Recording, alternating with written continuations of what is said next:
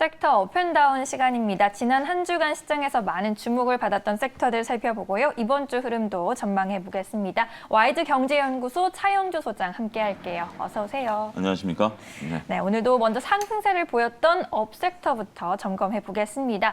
첫 번째로 효성그룹주 좀 볼게요. 요즘 제2의 전성기를 맞이했다는 평가를 받고 있죠. 지난주 그룹주 가운데서 효성 계열사들의 주가가 급등했습니다.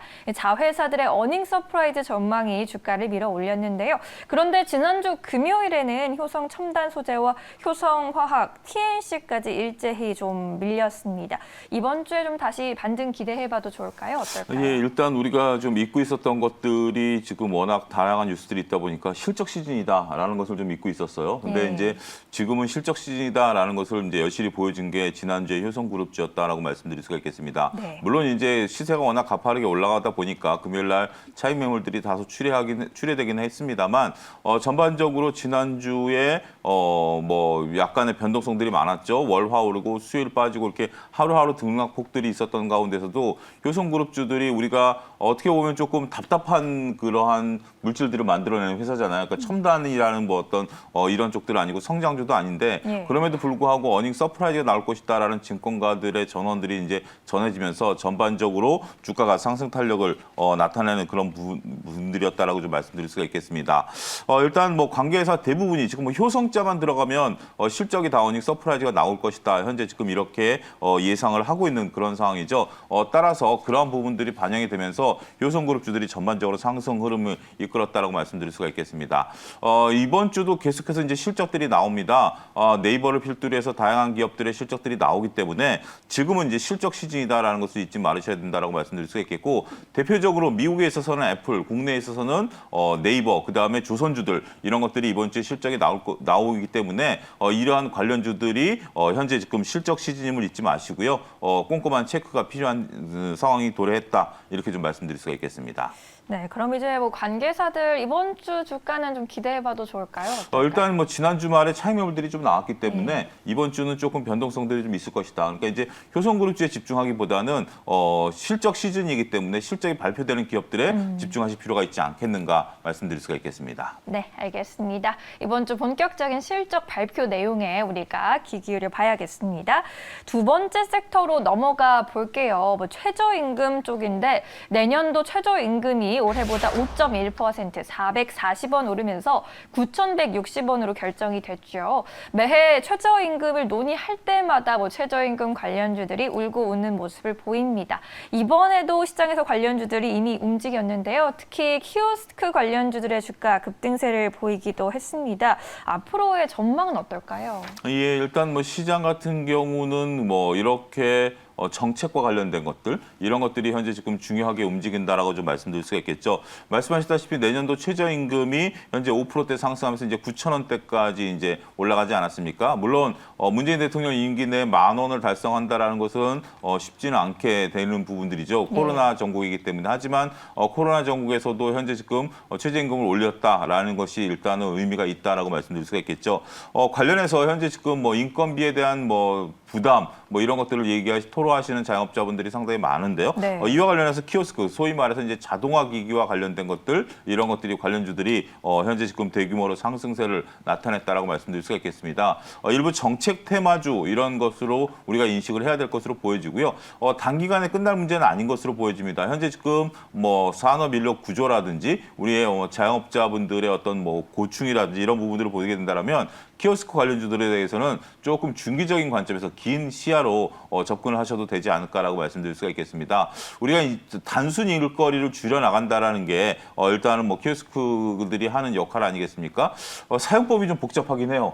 정말 어떤 뭐 가게 들어가면 뭐 제가 나이가 그렇게 많은 것도 아님에도 불구하고 좀 당혹스러울 때가 좀 종종 있긴 해요. 뭐 이제 이런 것들이 앞으로 해결될 문제다라고 이제 보여지기 때문에 우리가 중기적인 테마로 좀 접근을 해야 되지 않겠는가 그렇게 말씀드릴 수가 있겠습니다. 네, 뭐 아직은 한계점이 있겠지만 키오스크 관련주들도 많은 주목을 받고 있습니다. 중기적인 테마로 접근해 보는 게 좋겠다라고 정리해 보겠습니다. 세 번째 테마도 한번 볼게요. 최저임금도 올랐는데 물가도 오르고 있습니다. 물가 인상 관련주인데 지금 코로나보다도 이제 장바구니 물가가 오르는 게 더 무섭다라는 분들이 있으시더라고요. 주말에 마트를 가봤더니 라면과 우유 등 생필품 가격이 정말 인상되고 있는 게 체감이 되더라고요. 관련해서 주목해 볼 만한 종목들 뭐 어떻게 봐야 할까요? 일단은 뭐 지난주 후반에 포문을 열었던 게 오뚜기죠. 예. 오뚜기가 이제 라면값을 11% 무려 11%나 올리겠다. 이렇게 이제 포문을 열었습니다. 이와 관련해서 오뚜기뿐만이 아니라 뭐 삼양식품이라든지 대부분의 이제 식품 관련주들이 전반적으로 상승하는 흐름들을 좀 보이는 모습들을 보였다라고 말씀드릴 수가 있겠는데 일단은 현재 지금 원자재 가격이 올라가다 보니까 이렇게 원자재 가격을 판매가에 전가할 수 있는 이러한 부분들이 쉽지 않다라는 거죠. 왜냐하면 가격 저항을 맞게 되기 때문에. 하지만 여러분들 아시다시피 최근에 원자재 가격이 워낙 오르다 보니까 현재 관련 업계들도 상당히 고충이 심하다라는 그런 부분들이 있었죠.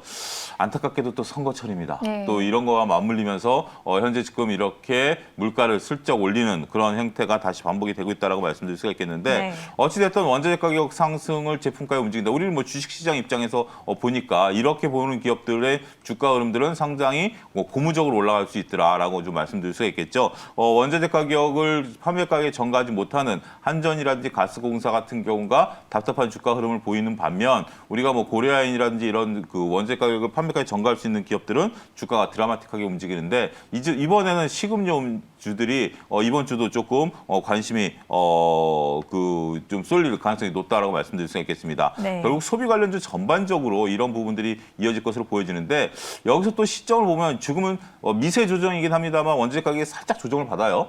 이런 상태에서 가격을 올리게 된다면 이익은 급증할 가능성이 높기 때문에 우리가 소비 관련주들에 대해서도 이번 주에서는 지속적인 관심을 좀 가지셔도 되지 않겠는가 말씀드릴 수가 있겠습니다. 네, 뭐 식음료 관련주, 소비 쪽도 이번 주에는 괜찮은 전망이 나오고 있는 것 같네요. 참고해 보시고요. 마지막으로 2차 전지 쪽도 좀 점검을 해 보겠습니다. 이번 상반기에 좀 주춤했던 2차 전지 관련주, 뭐 지난주에는 2차 전지 소재주를 위주로 좀 상승세가 나타났습니다. 반면에 배터리 셀 관련주 쪽은 상대적으로 좀 언더퍼폼하고 있다는 느낌이 드는데 이쪽 전략은 어떻게 세워보는 게 좋을까요? 그러니까 2차 전지 관련주라고 하면 우리가 업과 다운이 혼조돼 있다 이렇게 좀 말씀드릴 수가 있겠습니다. 네. 말씀하신 소재 같은 경우는 뭐 벌써 한 3주째 지금 올라가고 있기 때문에 강한 시장의 테마를 좀 형성하고 있습니다만 말씀하셨다시피 뭐 셀이라든지 장비라든지 아니면 완성업체 이런 것들에 대해서는 다소 좀 주춤한 흐름들이 계속해서 이어지고 있다라고 좀 말씀드릴 수가 있겠죠.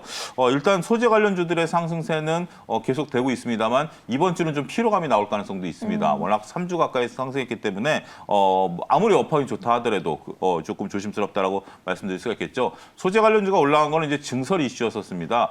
하지만 증설이라는 게 당장 이루어지는 것들이 아니라 시간을 두고 이루어지기 때문에 우리가 현재 이런 것들을 단기적인 시각으로 따라간다라는 것은 이제는 좀 위험해질 수 있다. 워낙 초반에 따라가실 수 있었습니다만 이번 주에 따라간다라는 건 어려울 수도 있다. 그리고 2차 전지 관련주들이 전반적으로 이번 주에 같은 경우는 좀 쉬어질 가능성도 있기 때문에 네. 조심스러운 접근이 필요할 수도 있다. 이렇게 설명을 드릴 수가 있겠습니다. 네, 이번 한 주간 흐름 한번 전망해 봤습니다. 효성그룹주와 최저임금, 물가 인상 관련주 빨간불 켜주셨고요. 2차 전지 쪽은 경계가 필요하다라는 의미로 파란불 들어왔네요. 오늘장 투자 전략도 한번 간략하게 여쭤볼게요. 이번 주는 어떤 전략 유효할까요? 일단 전반적으로 봤을 때 우리가 뭐 지난주에 또 이슈가 나왔던 게 이제 탄소세, 유럽의 네. 탄소세 관련주들의 이제 뭐 얘기들이 좀 나왔죠.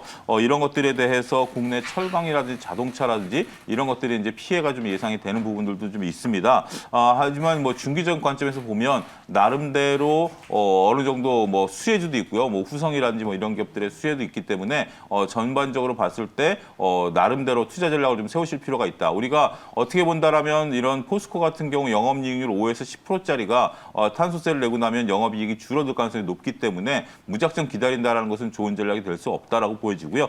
따라서 이번 주 같은 경우도 계속해서 순환매가 돌 것으로 보여지기 때문에 순환매 장세에서 여러분들이 나름대로 때로 결단을 내릴 때는 결단을 내려야 되지 않겠는가 그렇게 좀 말씀드릴 수가 있겠습니다.